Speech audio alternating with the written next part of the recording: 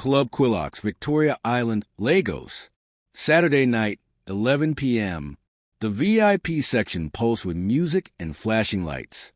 Ada Okafor raised her champagne glass, her designer Versace dress shimmering under the strobe lights, gold jewelry catching every reflection. Beside her, her younger brother Chitty loosened his Gucci tie, laughing with her friends from the banking and business elite. To success. Ada shouted over the pounding music. To never being poor again. They clinked glasses, the sound of crystal lost in the bass.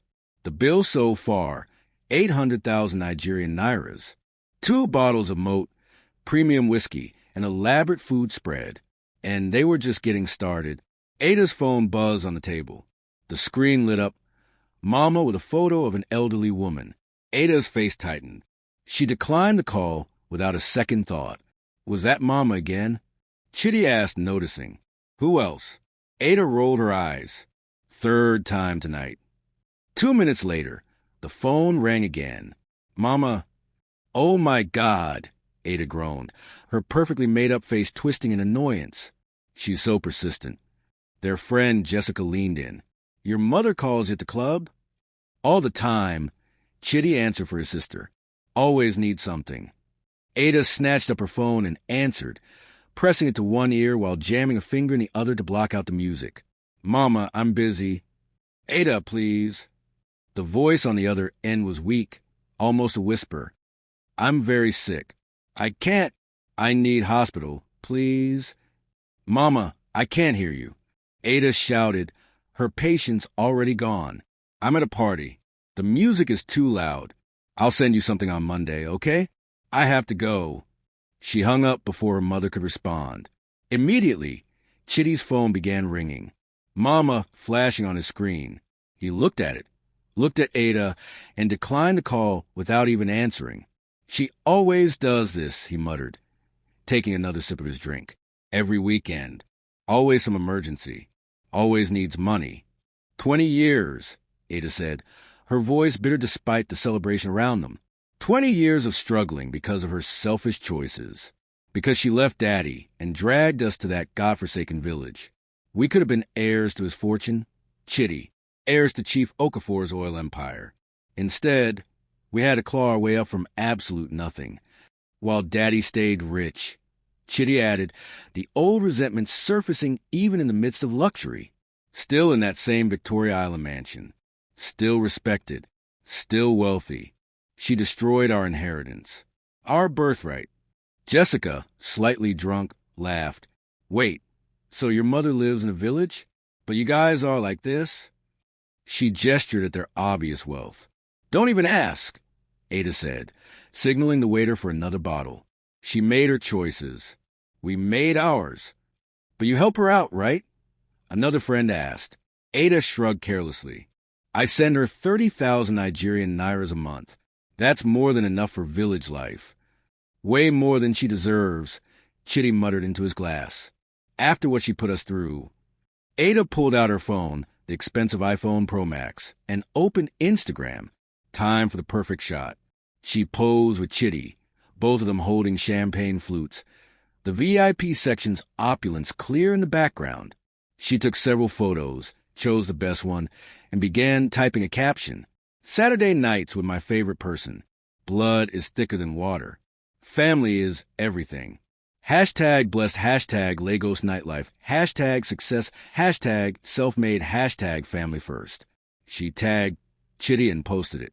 Within seconds, likes started rolling in. Meanwhile, 350 kilometers away in a dark, crumbling house in Amuna village, in Nugu State, 50-year-old Mama Chioma collapsed on her concrete floor, her old Nokia phone slipping from her trembling hand. Chest pain radiated through her body. She couldn't breathe, couldn't move. Alone in the darkness, she whispered prayer and closed her eyes. Her last thought before losing consciousness. My children, my beautiful children. Sunday morning, 9 a.m. Ada woke up in her Banana Island penthouse with a mild hangover. She reached for her phone on the nightstand and immediately noticed something was wrong. 472 notifications. Her Instagram was exploding, but as she opened the app, her blood ran cold. Someone had screenshot her post from last night, her and Chitty with champagne, all smiles and luxury, and reposted it. But next to it was another photo. Their mother collapsed on the floor, clearly unconscious, in what was obviously a poor village house. The caption read, "While these two self-made success stories dance in a luxury club spending almost 1 million naira last night, their mother was die alone on the floor in the village, with no money for hospital, no food, no help. This is Chief Okafor's children. Successful, rich, and heartless. Hashtag karma, hashtag ungrateful children." The post had 50,000 shares. 50,000. Ada's hands shook as she scrolled through the comments. Thousands of them. And they were brutal. Disgusting. Your mother is literally dying, and you're posting champagne bottles. I know this family. That woman sacrificed everything for these ungrateful brats. You spent 1 million Nigerian nairas at a club while your mother starved? Karma is coming for you. The devil wears Versace, apparently. Her phone rang. Chitty, his voice panicked. Ada, are you seeing this? What is happening? Before she could answer, her phone buzzed with another call. Her business partner. Then another. Her biggest client. Then her publicist. Her perfect life was about to crumble. But how did it get this bad? How did two children come to hate the mother who had sacrificed everything for them? How did 20 years of resentment build on a foundation of lies they never questioned? Let me take you back to where it all began. Hello, guys. Welcome to AfricanTales by Zion. This story is about to take you on an emotional roller coaster about judgment, sacrifice, and karma. You think you know why these children abandoned their mother? Wait until you hear the real story. Don't forget to like this video, subscribe to the channel, and share with everyone who needs to understand that there are always two sides to every story. Turn on that notification bell, because this is going to get intense. Drop a comment. What would you have done if you were in that club and saw your mother's name calling? Let's dive in. 20 years ago, in a golden cage that was really a prison, the morning sun glinted off the swimming pool in the backyard of the Okafor mansion in Victoria Island, Lagos. The estate was magnificent.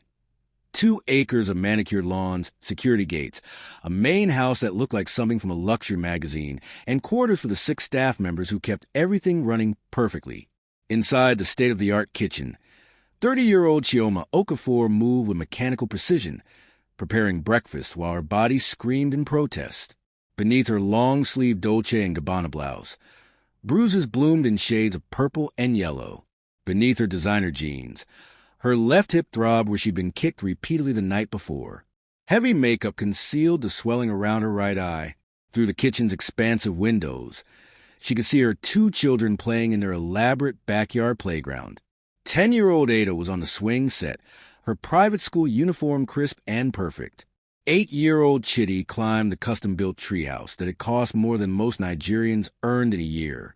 They were laughing, happy, safe in their bubble of privilege. They had no idea that every luxury they enjoyed was paid for with their mother's blood. "Mommy," Ada called, running inside, her expensive shoes tracking grass across the Italian marble floors. "Can Chitty and I have pancakes?" Chioma forced a smile that sent pain shooting through her swollen jaw. "Of course, baby. Go wash your hands."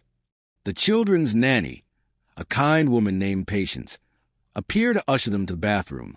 She caught Chioma's eye, and the look they exchanged said everything. "I know. I see. I'm sorry. I can't help you." Both women knew that speaking up meant losing everything. For Patience, her job and the income that supported her family. For Chioma, possibly her life. The sound of expensive leather shoes on a marble staircase made Chioma's entire body tense involuntarily. Her husband, Chief Okafor, descended like a king surveying his domain. At 35, he was devastatingly handsome in his 12,000 naira suit. Every inch a successful businessman. CEO of Okafor Oil and Gas. Church elder at Redeemed Christian Church. Philanthropist. Lagos society darling. Monster. "Good morning, my love," he said warmly, kissing her cheek. She flinched imperceptibly, the spot where his lips touched still tender from last night's backhand. "How did you sleep?" "Very well, thank you," she lied. thinking of how she spent the night curled on the bathroom floor, too injured to make it back to bed. "Daddy!" The children rushed to him, and his face transformed into genuine joy. He scooped up Ada, kissed Chitty's forehead, asked about their homework and their friends. This was a father they knew, loving, generous, present. They would never believe that the man who tucked them in with bedtime stories was the same man who had spent last night slamming their mother's head against the bedroom wall because she had smiled at the male chef when he served dinner. Breakfast was served by the chef on fine china, worth more than some people's cars. The children chattered about school, about Ada's upcoming birthday party at a luxury hotel, about the family vacation to London their father had promised. Chief Okafor smiled indulgently, the picture of paternal devotion. "Chioma," he said casually, buttering his toast, his voice pleasant but his eyes cold. "I noticed you spoke to the gardener yesterday. What were you discussing?" Her blood froze. It was a trap. It was always a trap. "Just asking him to trim the roses like you wanted, dear," she said carefully, her voice steady despite her racing heart. He took a bite of toast, chewed slowly. "You smiled at him." "Quite warmly, I thought." The table went silent. The children sensed something wrong, but didn't understand what. Ada looked between her parents, confusion crossing her young face. "I was simply being polite," Chioma said quietly, knowing it wouldn't matter. "We'll discuss your politeness later." His voice remained pleasant, but the threat was clear. "Children, finish up. The driver is waiting to take you to school." After the children left in the chauffeur-driven Range Rover, heading to Grange School, one of Lagos's most expensive private schools, Chief Okafor's mask dropped instantly. He grabbed Chioma's arm with bruising force, dragging her toward the stairs. "I provide you with everything," he hissed, his handsome face twisted with rage. "This mansion, those clothes, those children's education. Everything. And you disrespect me by flirting with the help?" "I wasn't flirting, I swear." The first slap sent her sprawling against the wall. The second split her lip. By the time he was done, she had 2 cracked ribs and could barely see through her swollen eyes. "Clean yourself up," he said, straightening his tie in the hallway mirror as if nothing had happened. "I have a board meeting at 10. And Chioma, remember, you have nowhere to go. Your family is poor. You came from nothing. Without me, you return to nothing. And those children, they'll never forgive you for taking them from this life. Choose wisely."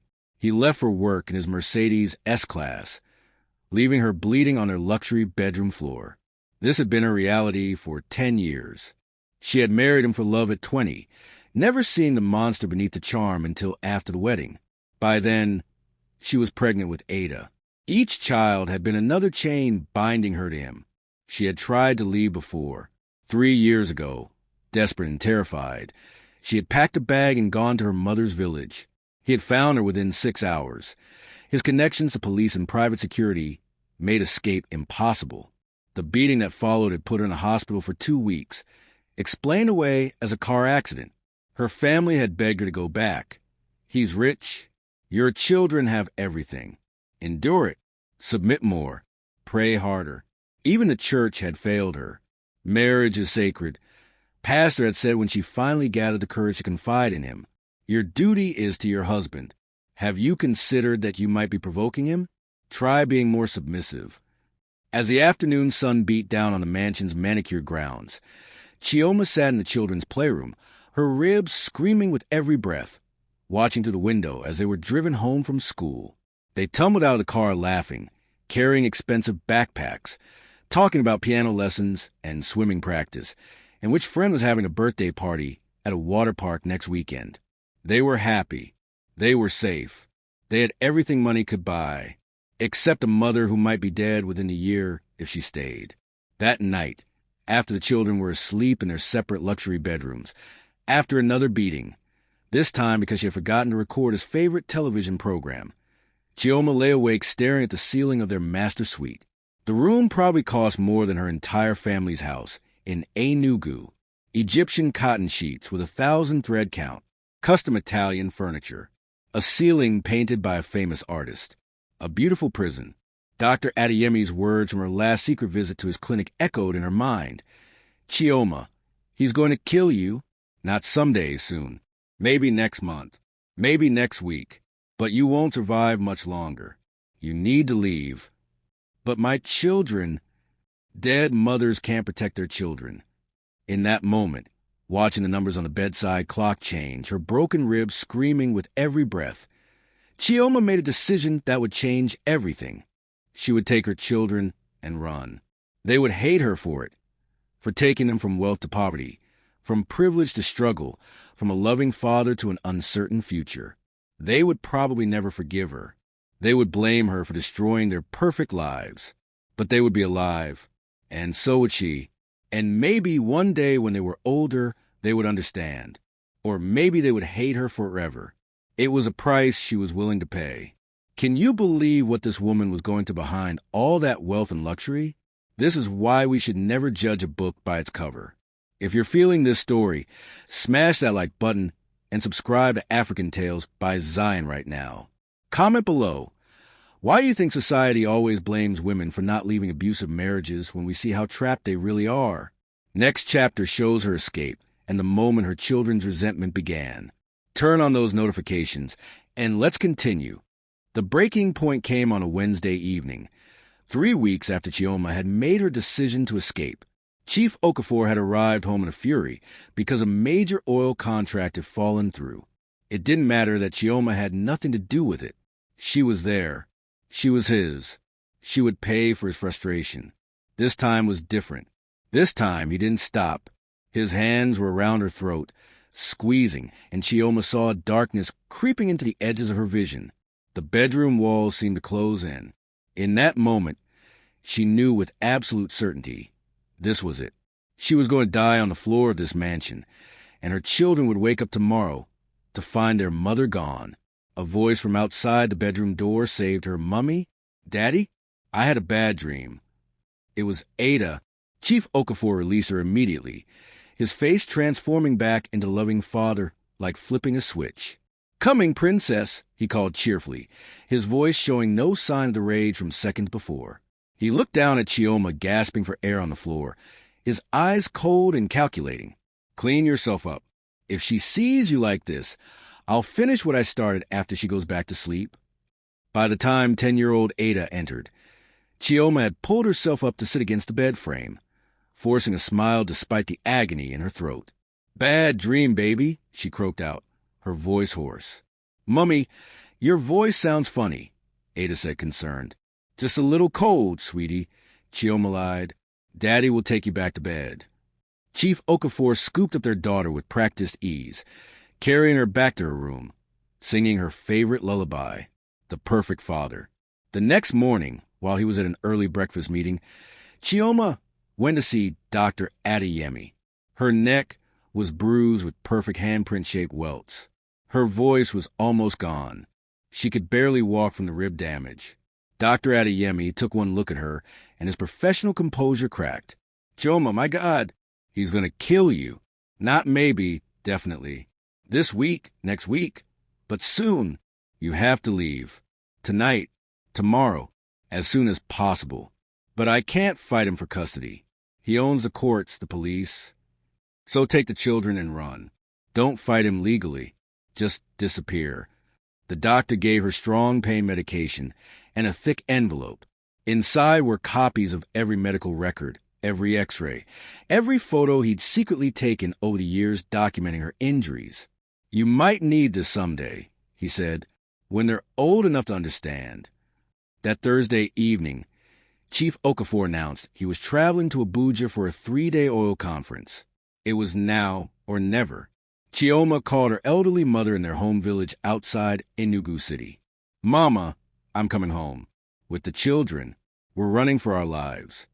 Her mother, who had begged her to endure the marriage for years, finally understood. "Come, my daughter, we don't have much, but you'll be safe." On Thursday night at 2 a.m., after carefully packing 3 small bags with only clothes and essential documents, Chioma woke her sleeping children. 10-year-old Ada rubbed her eyes sleepily. "Mummy, what's wrong? Why are we awake?" "We're going on an adventure," Chioma whispered, her heart breaking at the lie. "We have to be very quiet, okay? It's a surprise. 8-year-old Chitty was excited, thinking this was some kind of fun game. Where are we going? You'll see. But we have to leave right now. Quickly and quietly. The children, still in their pajamas, clutched their favorite toys and followed their mother out of the only home they'd ever known. Thomas, the driver, a man who had witnessed too many accidents and late-night hospital runs, was waiting in an unmarked car, ready for his final act of decency before quitting. They drove through the night, leaving behind the mansion, the swimming pool, the luxury, the life the children had always known. Lagos's glittering lights faded behind them as they headed east toward Enugu, toward poverty, toward safety. The children slept in the back seat, unaware that they would never see their home again. Morning arrived as they reached Amana village. The car pulled up to a small compound with cracked walls and a rusty iron gate. The main house was barely bigger than the children's playroom back in Lagos. Cracked concrete walls, corrugated iron roof patched with plastic, a shared outdoor toilet. Their grandmother, a woman they'd met only twice in their lives, emerged, her face lined with worry and relief. "Where are we?" Ada asked, looking around in confusion. "Mummy, where's our house?" "This is Grandma's house," Chioma said, her voice gentle but firm. "We're going to stay here for a while." "For how long?" Chitty demanded. "Where's Daddy? Why didn't we say goodbye? Where are our toys? Our rooms?" Ada's voice was rising with panic. The next weeks were a nightmare of adjustment. The children, accustomed to separate bedrooms with en-suite bathrooms, now shared a single room with one thin mattress on the floor. No air conditioning in Enugu's oppressive heat. No swimming pool, no playroom, no television in their room, no private bathroom. Chioma enrolled them in a local public school, a shocking change from Grange School. No more tailored uniforms with the school crest. No more chauffeur dropping them off. They walked to school now, their mother's hand gripping theirs tightly, past children who stared at them like curiosities. "Why are we here?" Ada asked every single day for the first month. What did we do wrong? When are we going home? How could Chioma explain to a 10-year-old child that their loving father was a monster? How could she tell them that their luxury was built on her broken bones? They were too young to understand. "It's complicated, sweetheart," was all she could say. "You'll understand when you're older." But that answer wasn't enough. Not for Ada. Not for Chitty. That's not an answer. Ada would shout, "I want to go home. I want Daddy. I want my room." Meanwhile, back in Lagos, Chief Okafor had returned to an empty mansion. His rage was nuclear, but his pride was wounded more than anything. He called the police, who were his business associates, and they promised to search but did nothing. He spread carefully crafted lies through their social circle. "My wife had a breakdown. She's mentally ill. She took my children. I'm devastated." But he didn't really search. Within a month, he had a new girlfriend, a 25-year-old model who didn't ask questions. Within a year, they were married in a lavish ceremony covered by society magazines. He had his business, his reputation, his wealth, his new young wife. The old family was an inconvenience best forgotten. Months passed in the village. Chioma worked 3 jobs, cleaning houses in the morning, selling goods at the market in the afternoon, washing clothes for neighbors in the evening. Her body, already damaged from years of abuse, screamed in protest. Her untreated injuries meant chronic pain, but she kept working because her children needed to eat. The children watched their mother deteriorate, watched her leave before dawn and return after dark, watched her wear the same 3 faded dresses, rotating them through the week, watched her hands become rough and scarred, watched her cry quietly when she thought they were asleep, and slowly, insidiously, resentment began to grow. "We used to have everything," 12-year-old Ada said one evening to 8-year-old Chitty as they did homework by candlelight because there was no electricity. "A swimming pool, our own rooms, good food every day. And Mummy took it all away." "I miss Daddy," Chitty replied. "I miss our house. I miss my friends." They saw their old schoolmates on Facebook, living beautiful lives in Lagos, birthday parties at amusement parks, family vacations to Dubai. New toys, new clothes, new everything. Meanwhile, Ada and Chitty wore second-hand uniforms and walked to school in shoes with holes in them. Why did Mummy do this to us? Became the question that would echo for 20 years. By the time Ada was 14, the question had become an accusation. Why did you leave, Daddy? What did he do that was so terrible that you had to destroy our entire lives? Chioma tried to explain, tried to find words that wouldn't traumatize him, but all she could manage was, "He hurt me, Ada, very badly. So you left because of your problems with him?" Ada shouted, "You made U.S. suffer because of your marriage issues? That's so selfish." Chioma broke down crying, and Ada felt a mixture of guilt and anger that only made her more resentful. The years crawled by. Ada grew bitter and determined. At 16, she was working part-time jobs after school, saving every single naira. "I'm getting out of this poverty," she told her mother coldly. "And when I do, I'm never looking back." Chitty, always following his sister's lead, developed his own obsession with wealth. He followed their father on social media. Chief Okafor's life was an open book of success and luxury. Same mansion, bigger cars, new family, success after success. "He's fine," Chitty would say to Ada. "Daddy's fine. He moved on. He's still rich, still happy. It was Mummy who destroyed everything, and she's the one who's suffering. We're the ones who suffered, while Daddy's still in that house, still living large." When Ada turned 18 and earned a scholarship to the University of Lagos, she left the village without ceremony. "I'm going to be rich," she told her mother at the bus station. "I'm going to have everything we should have had, everything you took from us." She didn't say goodbye. She didn't look back. 2 years later, Chitty did the same, leaving for university with barely a word to his mother. Chioma was left alone in the village, aging faster than her years, her body broken from hard work and old injuries that were never properly treated. She watched her children's success from afar, through social media, through occasional phone calls that became less and less frequent. She saw them graduate, get jobs, start thriving in Lagos. They never asked about her sacrifices, never asked why she really left, never asked what their father had done. They had decided she was a villain long ago, and nothing was going to change their minds. Or so they thought. This is absolutely heartbreaking. She sacrificed everything, and they grew up hating her for it. If you're feeling the emotion of this story, like this video and subscribe to AfricanTales by Zion. Drop a comment. Have you ever blamed someone for something without knowing the full story? What happened when you learned the truth? Next chapter shows how they're living now, in luxury, while their mother suffers. Turn on notifications because what happens next is shocking. 20 years had transformed Ada and Chitty Okafor from struggling village children into Lagos's young elite. But the bitterness they carried from their childhood had never faded. It had only crystallized into cold resentment. Ada, now 30 years old, stood in her Banana Island penthouse, preparing for another day of running her successful import business. The apartment alone cost 150 million Nigerian nairas, about what her mother had earned in total over the past 20 years. Floor-to-ceiling windows overlooked the Lagos Lagoon, Italian marble floors, designer furniture imported from Milan. Her walk-in closet held clothes worth more than some people's houses. She posed for an Instagram photo in her walk-in closet, showing off her latest Hermes bag, Nigerian naira 8 million. Her 200,000 followers ate it up. Self-made queen crown, remember. Success is the best revenge, hashtag blessed, hashtag Lagos life, hashtag luxury. The comments rolled in, "You inspire us. Hard work pays.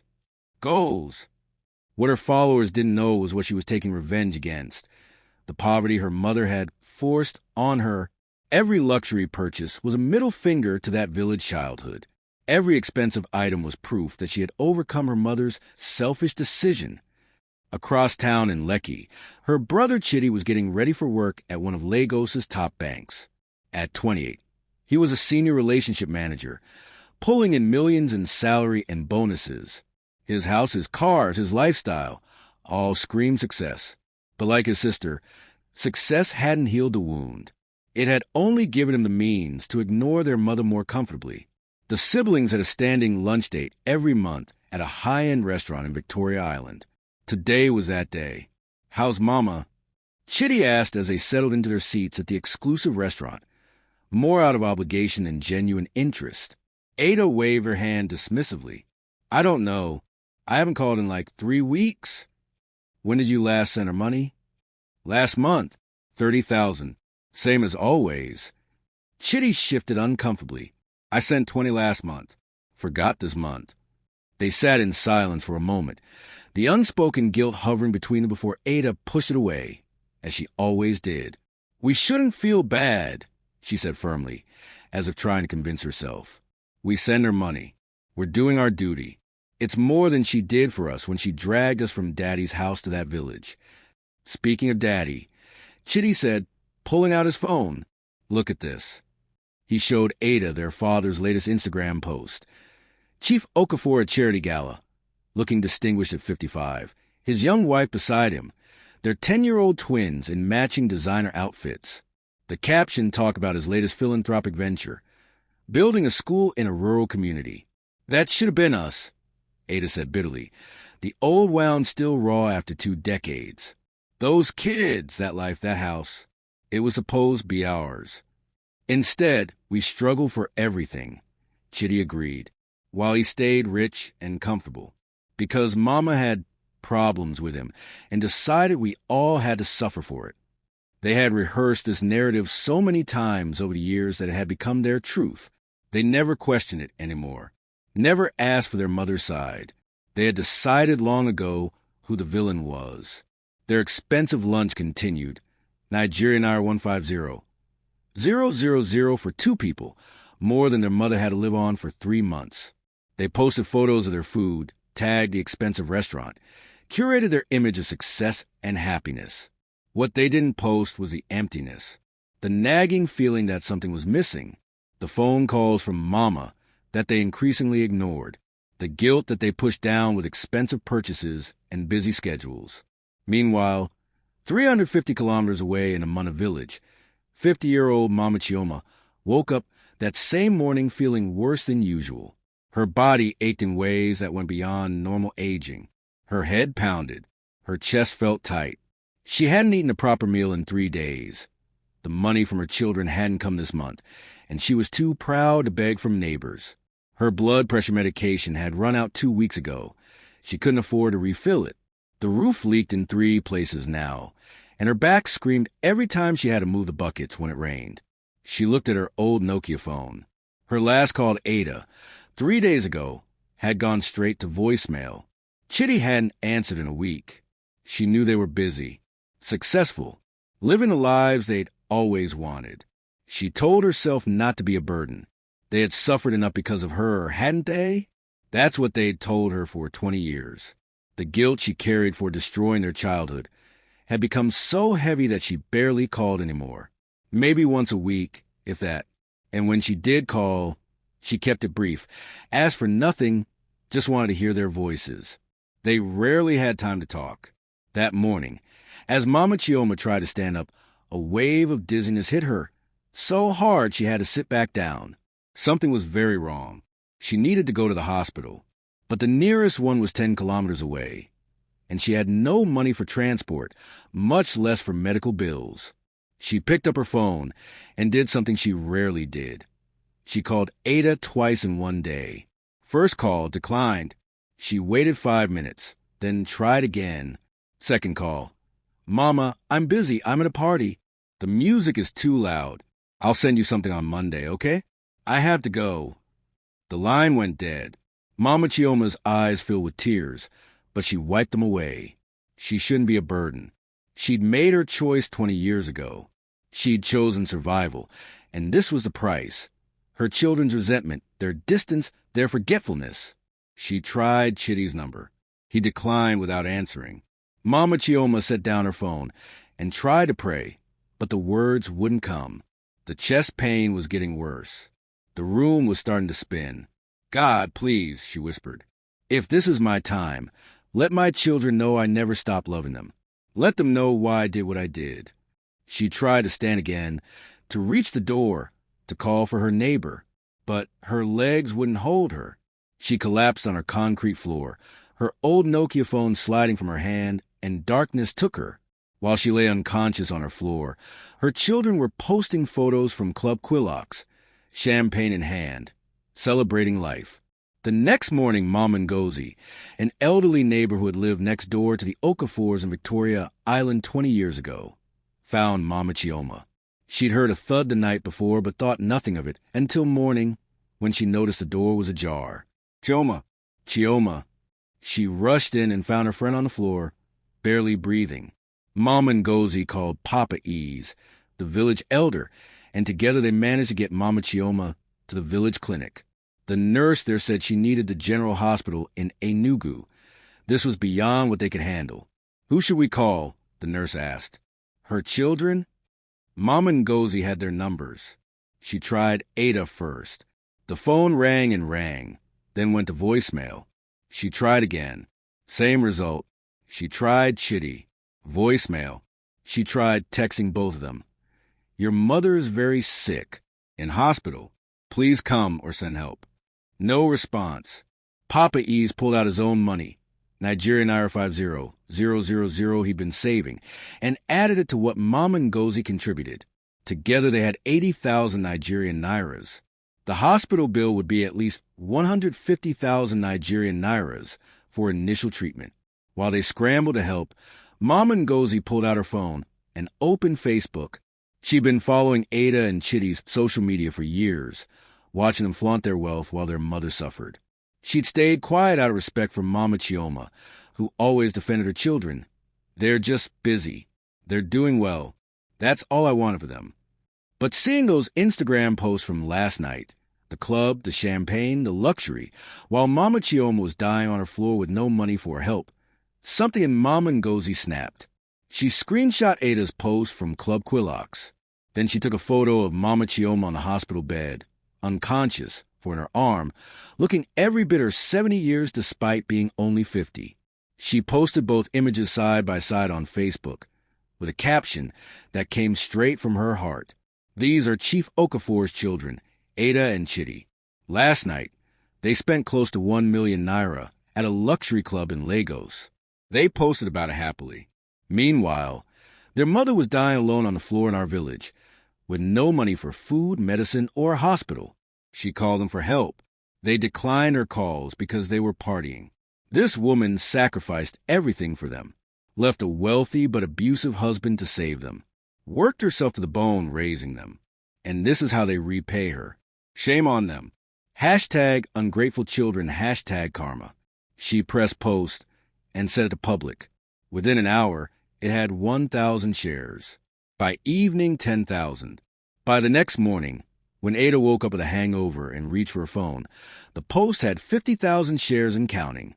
And Ada and Chitty's perfect, carefully curated lives were about to be torn apart. Oh my God, can you believe their mother was dying while they partied? And now the truth is about to come out. If you're as shocked as I am, smash that like button and subscribe to AfricanTales by Zion right now.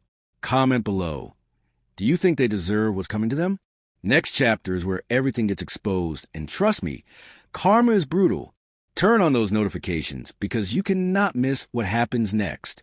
Ada stared at her phone screen, her hangover forgotten in the face of absolute horror. The post had now been shared 75,000 times. 75,000! Her hands trembled as she scrolled through the comments, each one more damning than the last. This is disgusting. Your mother is literally dying and you're posting champagne. I hope you never sleep peacefully again knowing what you did. 30,000 Nigerian Nairas a month? You spend that on one outfit. You're heartless. God will punish you for this. Mark my words. But then the comments started taking a turn she didn't expect. Wait until y'all hear the real story about why their mother left their father. You're judging these kids, but you don't know what Chief Okafor did to their mother. I worked for that family in Victoria Island. These children have no idea what their mother went through. Ada's phone rang. Chitty, his voice panicked. Ada, what the hell is going on? My phone is blowing up. People are tagging me, calling me heartless, saying, I know. I'm seeing it too. Ada's voice was shaking. Chitty, people are saying things about Daddy, about Mama, things I don't understand. Before Chitty could respond, Ada's phone buzzed with another call. Her business partner, Mrs. Adeyemi. Ada, we need to talk immediately. This viral post about your mother, clients are calling me. They're threatening to pull their accounts. This is affecting our business reputation. What is going on? Ada's world was spinning. She'd gone to bed as a successful, admired businesswoman. She'd woken up as Lagos's most hated person. Her Instagram notifications were insane, thousands of people flooding her page with angry messages. Her latest post, the one from the club, had 50,000 comments, and they were brutal. Someone had even made a side-by-side image, her in designer clothes with a caption, "What she wears costs 500,000 Nigerian nairas," next a photo of what must be her mother's village house with the caption, "Where her mother lives on 30,000 Nigerian nairas a month." But then she saw something that made her blood run cold. A new post, also going viral, this time from someone named Mama Ngozi. Since Ada and Chitty are playing victim, let me tell you the real story. I lived next door to the Okafor family in Victoria Island 20 years ago. I witnessed what Chief Okafor did to their mother. Here's what these poor children don't know about why their mother left their wealthy father. The post had photos attached. Old photos. Mama Chioma's beaten face from 20 years ago. Hospital records. Police reports. Ada felt like she was going to be sick. She clicked on the thread and started reading. And with each word, her entire reality crumbled. Mama Ngozi had written a detailed account of the abuse. Night after night of beatings. The screams she heard through the walls. The time she saw Mama Chioma with black eyes hidden under makeup. The hospital visits disguised as accidents. Their father beat their mother every single night for 10 years. She didn't leave wealth for fun. She fled to save her life. And she took them with her to save them too. The post had tagged Dr. Adeyemi, apparently their mother's former doctor. Ada clicked on his profile. He had posted his own statement with medical records attached.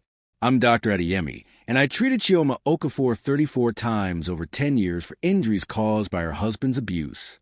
Broken ribs, fractured skull, dislocated shoulder, internal bleeding. I begged her to leave before he killed her.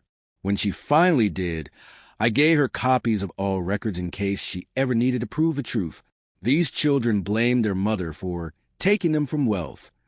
The truth is, their mother saved their lives. The medical records were there. X-rays showing broken bones.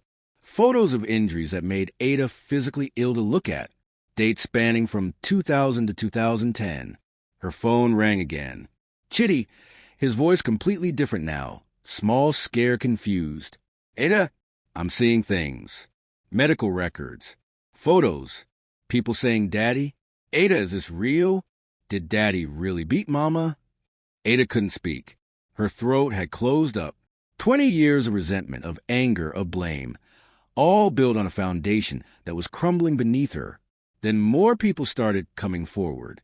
Former staff from their Victoria Island mansion. The driver. I drove Mrs. Okafor to the hospital many nights. Sometimes she couldn't walk.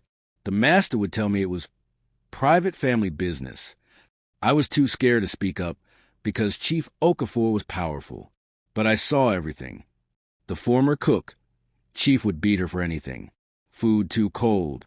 Food too hot. She smiled at someone. She didn't smile enough. Anything was an excuse. The nanny. She wore long-sleeve clothes in 35-degree heat to hide the bruises from you children. She never wanted you to see. She protected you from knowing what your father was. Each testimony came with evidence. Photos they'd secretly kept.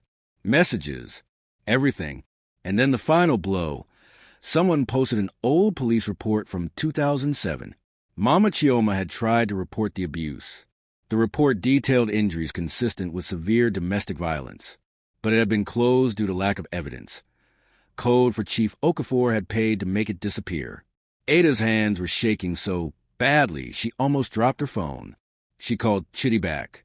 "We need to go," she said. "Right now. We need to go to the village." "Ada, I have a meeting." "Cancel it. she screamed. "Chitty, we need to see Mama. Now!" 2 hours later, Ada had packed a bag and was in her Mercedes heading east. Chitty met her at the Lekki toll gate, and they drove in convoy, barely speaking, both lost in the horror of what they were learning. Ada's phone wouldn't stop buzzing. Her business was in crisis. Chitty's bank had called him into an emergency meeting.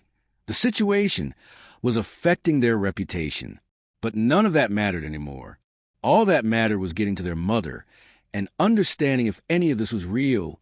The drive to Enugu took 6 hours. 6 hours of reading comment after comment, post after post, testimony after testimony. 6 hours of their entire childhood being rewritten in their minds. By the time they reached the Muna village at 9 p.m., they were emotionally destroyed. They found Mama Ngozi and Papa Ease at the village clinic, keeping vigil over their mother who had been stabilized but was still weak. "You came," Mama Ngozi said, her voice dripping with judgment. "How gracious of you. Your mother almost died calling for you." "We didn't know," Ada started. "You didn't want to know." Mama Ngozi cut her off. "For 20 years, you blamed that woman for saving your lives. You never asked her why she left. You just decided she was evil and treated her accordingly. Is it true?" Chitty's voice was barely a whisper. "The things people are posting. Did our father really beat your mother within an inch of her life regularly for 10 years? Yes."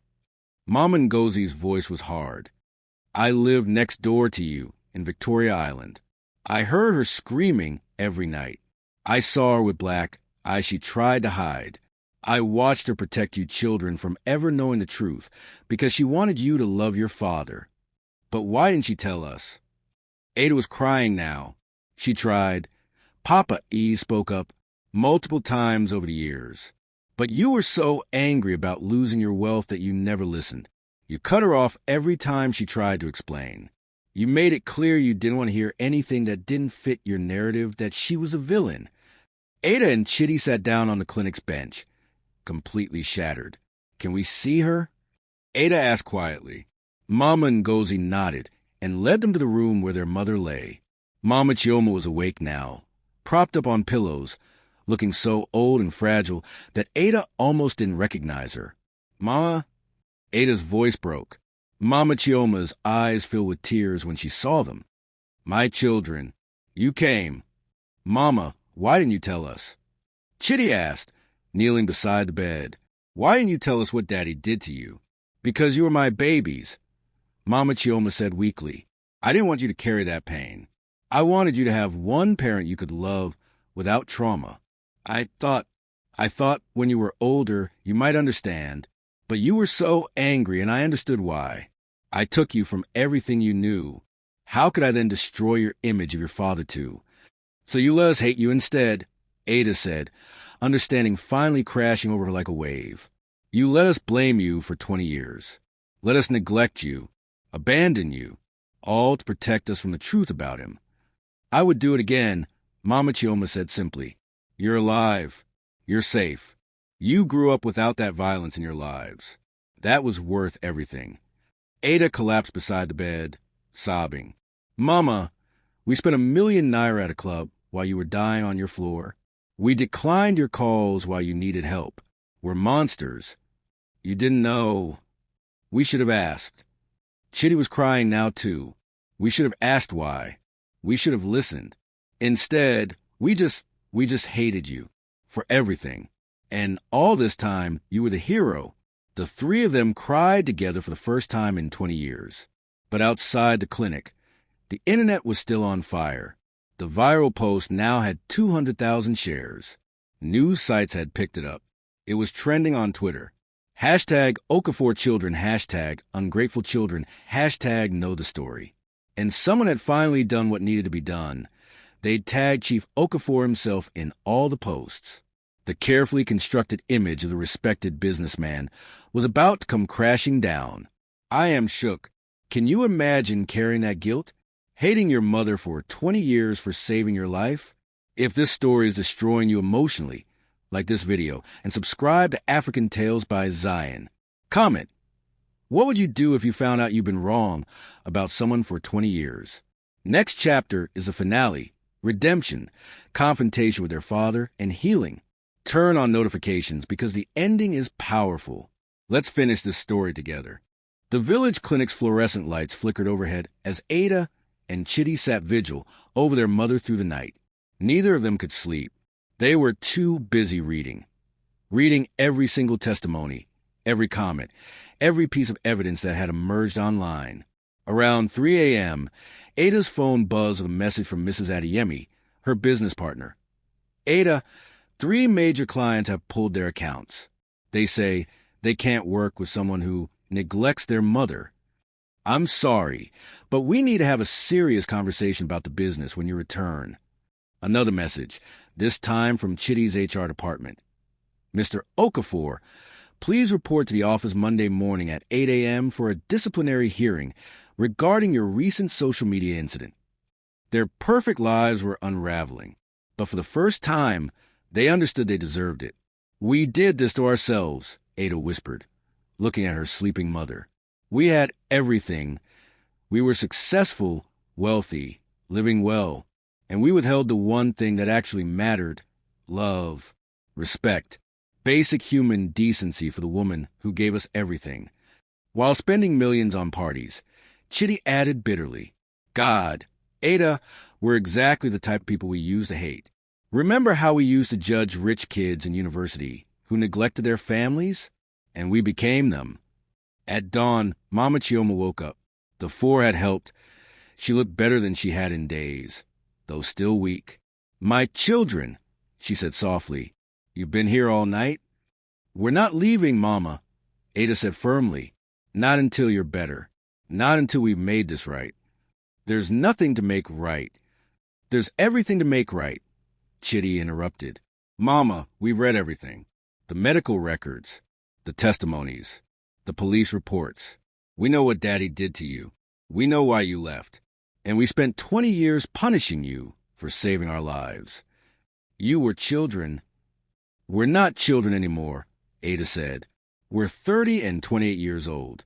We've been adults for over a decade, and we still treated you terribly. We can't blame being 10 years old anymore.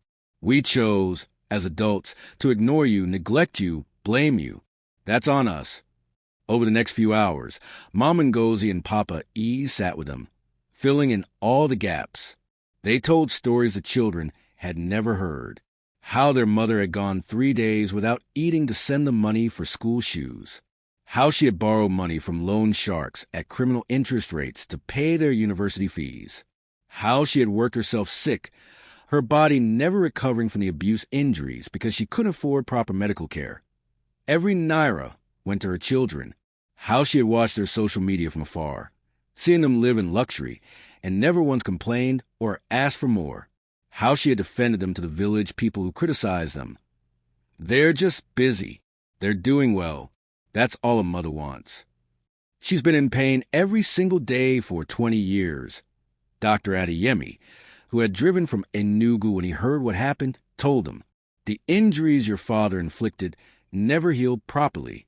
Her ribs, her back, her hip. She needed surgery years ago, but she spent every kobo on you two instead. Ada excused herself, went outside and vomited from the guilt. When she came back in, she sat beside her mother and took her scarred hand, hands that once wore diamond rings but now bore only the marks of hard labor. Mama, we're taking you to Lagos, to a proper hospital. You're getting that surgery. You're getting every treatment you need. Ada, that's too expensive. I spent 1 million naira at a club last Saturday, Mama. One night, while you were dying on 30,000 Nigerian nairas a month. We have the money. We've always had the money. We just spent on everything except what mattered. You're moving to Lagos, Chitty added. You're living with one of us. You're never spending another day alone in this village. Never wondering where your next meal is coming from. Never going without medication. Never again. But your lives, your space, are empty without you in them, Ada said simply. We just didn't realize it until we almost lost you. That afternoon, they transferred their mother to a private hospital in Enugu, where she could be properly assessed before the move to Lagos. The bill was 850,000 Nigerian nairas for a week's stay with full treatment. Ada paid it without blinking, less than what they'd spent at the club. While their mother rested, Ada and Chitty drove to their father's house in Victoria Island. It was time for a reckoning. Chief Okafor's mansion looked exactly as they remembered, imposing, beautiful, untouchable. But now they saw it for what it really was, a monument to violence dressed up as success. They didn't call ahead. They just showed up and rang the doorbell. A security guard answered, recognized them, and let them in. Chief Okafor was in his study, and he looked different than his social media photos suggested. At 55, he looked worried. The viral posts had started affecting him too. His church had called. His business partners had questions. His carefully maintained image was cracking. Ada? Chitty? He stood up, attempting his charming smile. This is unexpected. I'm so glad you came. These terrible lies on social media. They're not lies, Ada said coldly. We've seen the medical records, the police reports. We've talked to people who witnessed it. We know what you did to our mother. Chief Okafor's mask slipped slightly. Your mother has always been dramatic. Don't. Chitty cut him off. Don't insult our intelligence. We have x-rays of broken bones. Hospital records spanning 10 years. Testimony from your own staff. Video footage that your old security guard kept. That's private. You beat our mother for 10 years. Ada's voice was shaking with rage. You nearly killed her multiple times. She fled to save her life and ours. And then you let us grow up hating her while you played the victim. I gave you everything. Chief Okafor's voice rose, his temper, the one their mother knew so well, finally showing. That private school education, this life, this opportunity. You gave us things, Ada shouted back. You gave us money and stuff and a big house, but you took away our mother's safety. You took away 20 years we could have had with her. You made us into people who abandoned her in poverty while we lived in luxury. You turned us into monsters, just like you. Chief Okafor's new wife appeared in the doorway, their young half-siblings peeking around her. She'd clearly been listening. Is it true, she asked quietly, what they're saying online? Chief Okafor turned to her. It's exaggerated. We have evidence, Chitty said, pulling out his phone. Medical records, police reports, photos, everything. Would you like to see what he's capable of? The young wife's face went pale, and she ushered the children away quickly. Ada stepped closer to her father. You're going to pay for Mama's medical bills. All of them. Surgery, therapy, medication, everything. Consider it 20 years of back payment for the pain you cause. I'll do no such. Or we release everything publicly, Chitty said calmly. Every medical record, every photo, every testimony. We do interviews. We name names. Your business partners, your church, your friends. They'll all know exactly who you are. Chief Okafor looked between his two children, the ones he thought he could manipulate forever, and saw that they were serious. I can destroy you, he threatened. I have power, connections. Had, Ada corrected, past tense, because we're not scared 10-year-olds anymore. And the internet has already done half the work. Your reputation is hanging by a thread. One more push and it's over. They left him standing in his mansion, surrounded by all his wealth, all his things, suddenly very alone. That evening, Ada posted on Instagram for the first time since the scandal. It wasn't a curated photo. It was a simple text post. My name is Ada Okafor, and I need to tell you the truth. For 20 years, I blamed my mother for taking my brother and me away from our wealthy father. I thought she was selfish. I thought she destroyed our lives. I abandoned her in poverty while I lived in luxury. I spent millions on parties while sending her 30,000 Nigerian nairas a month. I declined her calls when she was dying because I was too busy having fun. I was wrong about everything. My mother didn't take us from wealth. She saved us from an abusive father who beat her every night for 10 years. She sacrificed everything, her health, her youth, her happiness, to protect us. And I repaid her with neglect and cruelty. This week, I almost lost her. Social media exposed me. Truth humbled me. I'm sharing this because, 1, my mother deserved the truth to be known. 2, if you're judging someone without knowing their full story, stop. Ask questions. Listen. I wish I had. 3, if you're an abuse survivor reading this, I see you now. I believe you now. I'm sorry it took me so long. To my mother, I'm sorry. I'll spend the rest of my life trying to make this right. To everyone else, check on your parents. Call them. Listen to them. Don't wait until it's almost too late like I did. Hashtag truth, hashtag redemption, hashtag family matters. The post went viral, but this time for the right reasons. Comments poured in. This is real accountability. Respect for owning your mistakes.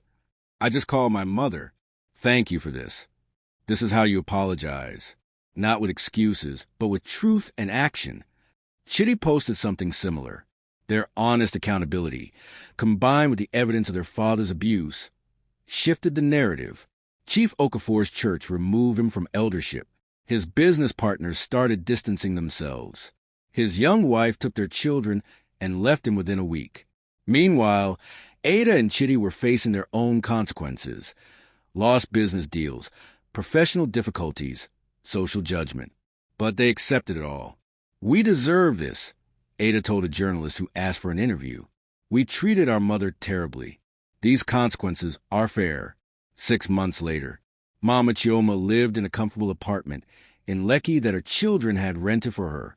She'd had the surgery she needed, Nigerian naira 8 million, paid for by Ada and Chitty splitting the cost.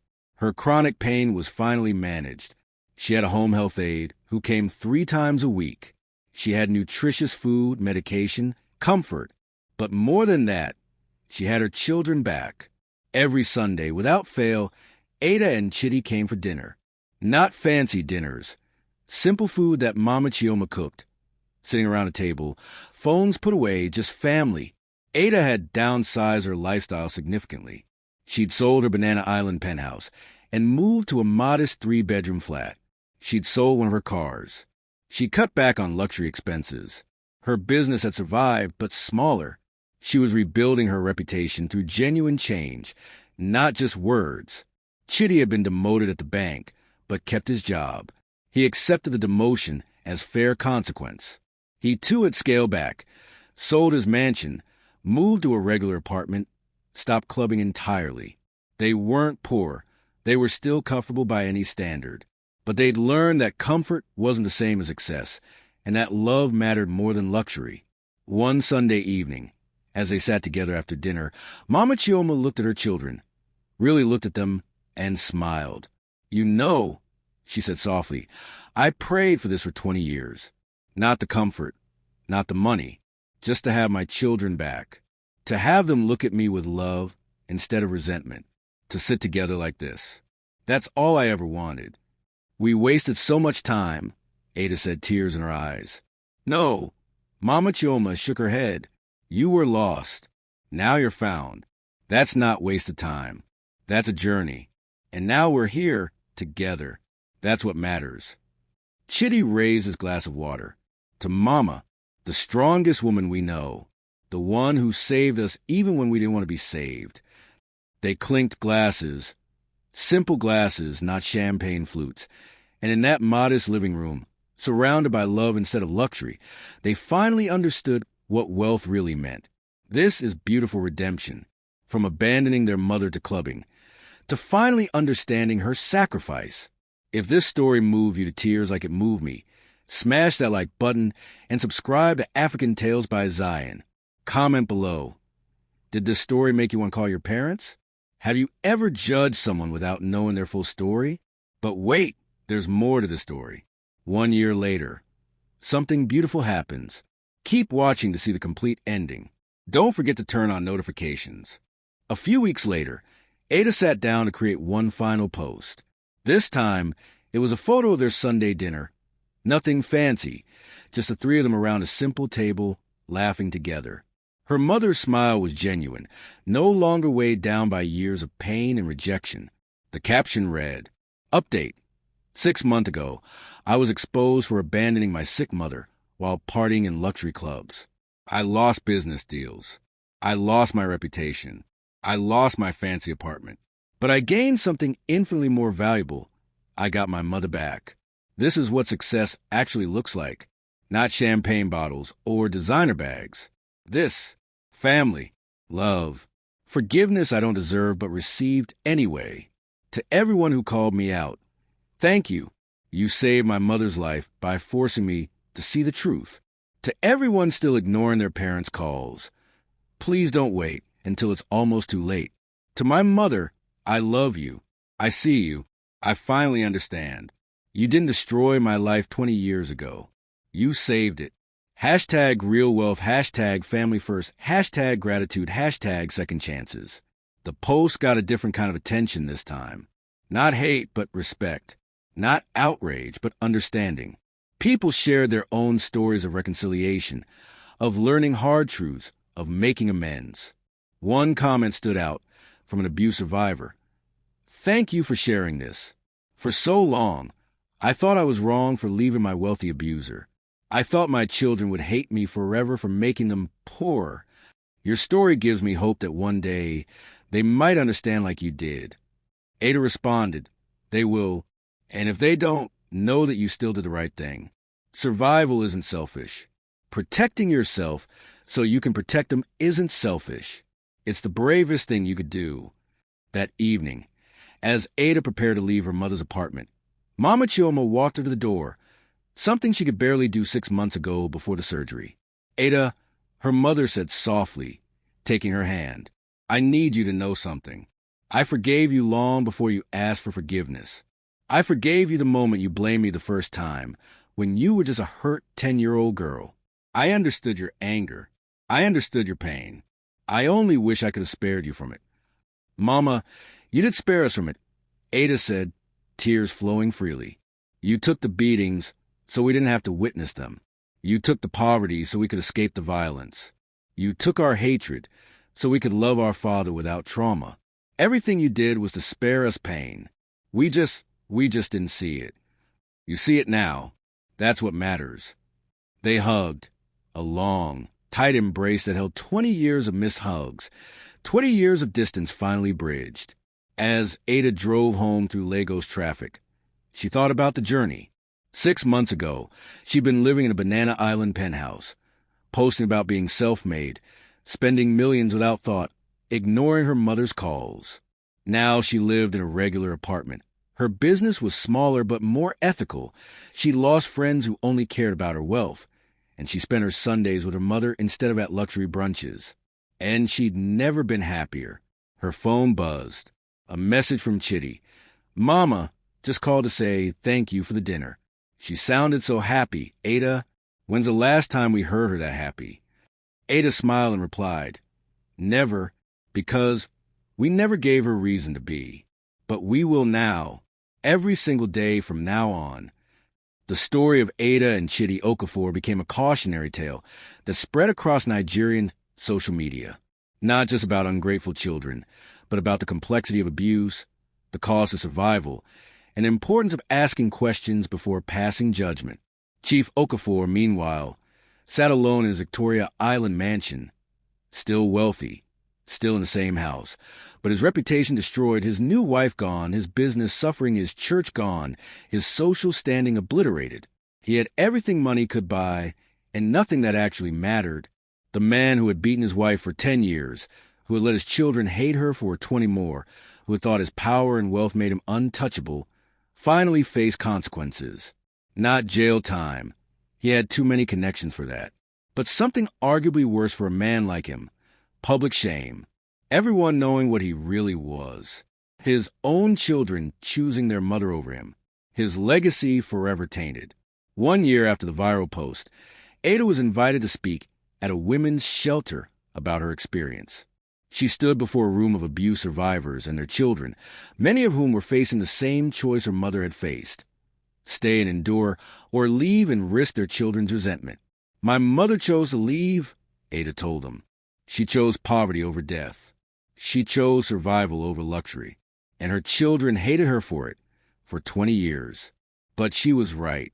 She was right to leave. She was right to choose life. And eventually, the truth came out. It always does. If you're in that position, choosing whether to stay or go, choose life. Choose safety. Your children might not understand now. They might not understand for years. But you'll be alive. And one day, they might finally see what you did for them. And if they don't, you still did the right thing. You still survived.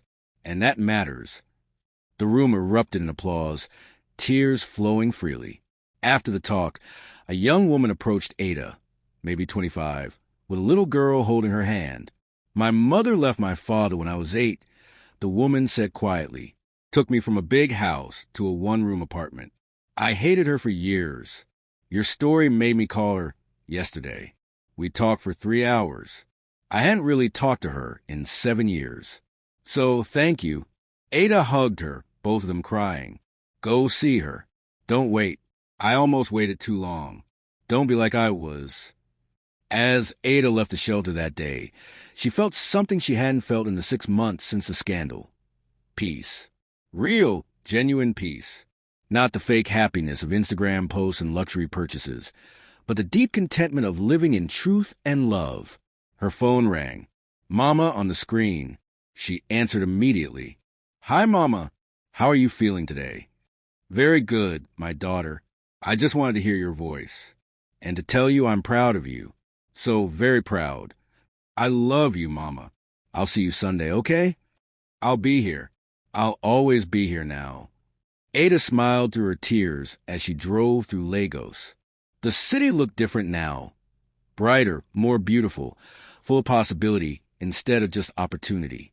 She'd lost a penthouse, some business deals, and her old reputation. But she'd gained a mother, a clear conscience, and real wealth, the kind that mattered. And that, she finally understood, was worth more than all the champagne and Club Quilocks. The end. Wow, what a journey from hatred to healing. If this story touched your heart, changed your perspective, or made you think about calling your own mother, please smash that like button and subscribe to African Tales by Zion. Share this video with everyone who needs to hear this message about judgment, sacrifice, and redemption. Comment below, what's the biggest lesson you learned from this story? Did you call your mother after watching this? Thank you so much for joining me on this emotional journey. Remember, never judge someone's story until you know the full truth. Check on your parents. Listen to them. Love them while you still can. Until next time, this is African Tales by Zion saying, family is everything, but only when built on truth and love. Stay blessed, and I'll see you in the next story. Don't forget those notifications.